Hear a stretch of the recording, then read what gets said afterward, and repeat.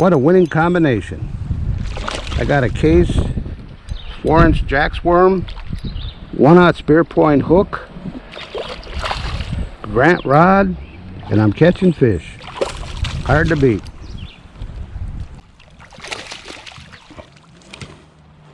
This is like the 20th fish I caught, and I've only been out here an hour and a half.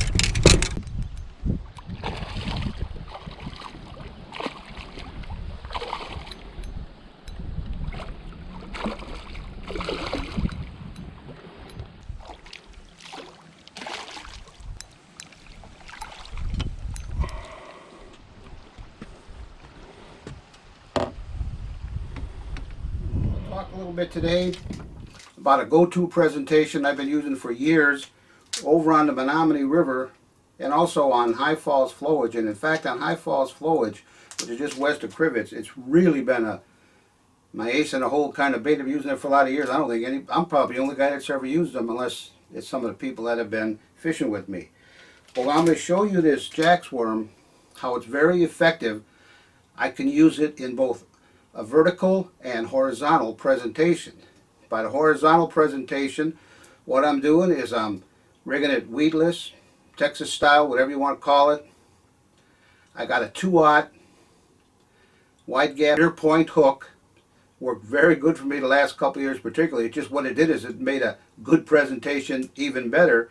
But when I'm running it horizontally, I'm just crawling it along the bottom, twitching it a little bit. If I'm on the Menominee River where I'm dealing with some current, I don't hardly move it at all.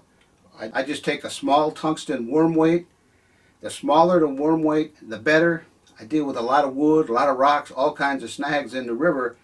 And the lighter weight that can get me to the bottom, it just seems like I don't, and a lot of my customers don't get hung up as much either. But keep in mind when you're hopping working a bait, any type of bait, soft plastic for that matter, across the bottom in a river, you don't have to move things real fast. We have current. And here's where this Jacks Worm is just super deadly. Look at that little quiver. I'll just twitch it a little bit, move it a little bit on the bottom. That tail just a-going. And what it does too is I get strikes. They're not vicious strikes. They just kind of take this tail, roll it up, and you up to the hook, bang, you got a nice smallmouth bass. Over on High Falls in particular, I use this Neko rig sometimes on the river, but it's not quite as effective because I have some problems with it in current. It does seem to get hung up a lot, especially if I'm fishing around wood. But over on High Falls, it's a flowage. You can compare it to a natural lake in a lot of ways. And it's just an ideal presentation. I use it a lot in the spring and even throughout the summer when I'm working a lot of rocky points. It's also good on some rock humps that I fish. But all I do with this, first of all, to set it up, I take my old wacky tool, roll on an O-ring, then I take a tungsten nail weight, insert that into the bottom. Then I got a 1/0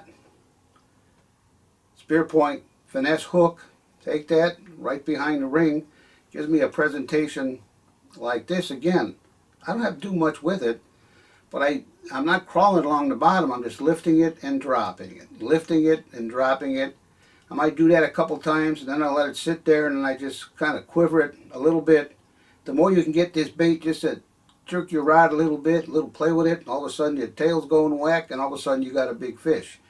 Keep in mind when they hit this, it's usually, a lot of times it's not a real hard strike.